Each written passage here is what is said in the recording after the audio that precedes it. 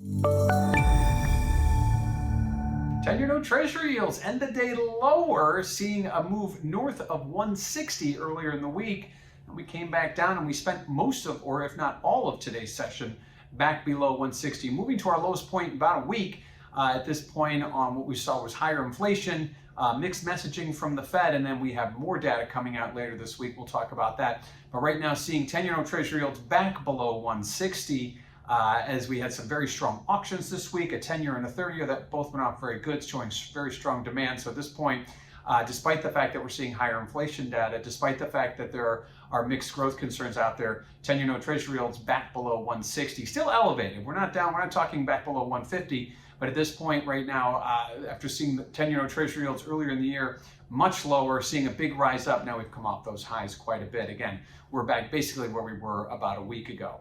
What does this all mean for volatility? Well, if you check out that CVOL index over at cmegroup.com, you will notice that volatility does remain directional with yields, something we've been talking about for quite some time. Yields go up, volatility goes up, and vice versa. Today, yields went down and volatility went down. Now, some of that comes on the heels of getting the data and moving past it, that event risk we price in prior to an event, and then the post move, we kind of let the market lets its collective breath out. We do see volatility come down post event, and that's exactly what we saw today. So lower yields turned into lower implied volatility.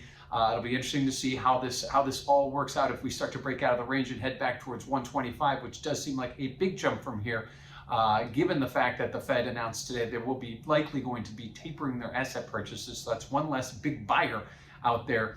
But again, the 10-year note auction and 30-year note auction we had this week went off very well. So it's interesting to see how volatility will react if yields continue to go lower, despite the fact that there's expectations that yields should go higher if the Fed is to be taking their foot off the gas of their asset purchases, likewise raising rates sometime later on next year.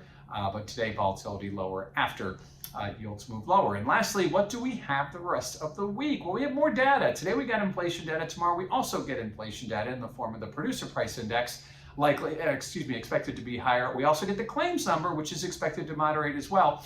Right now, claims had seen a bit of a move lower, then hiccuped higher, and now are back to moving lower. Those jobless claims are kind of our in the moment now look at the job market. Clearly, we saw what happened on Friday's job report, but what are the jobs numbers looking like lately? And that's what we'll get tomorrow. We also get a slew of Fed speakers, and they'll be coming out in all directions, likely trying to talk about this inflation number we got from CPI today, and we'll likely get sort of a mirror image of that tomorrow in PPI, and continue to talk about the growth expectations, which right now are wavering very low, and growth is the key here, because if we have higher inflation and lower growth, that brings us into a stagflationary market. That's not anything that the Fed wants to be a part of. It doesn't want to have to deal with that, especially when they want to raise rates moving forward. So they'll probably be out talking about growth expectations being on the higher side in order to help balance the higher inflation numbers that we received today and likely will tomorrow.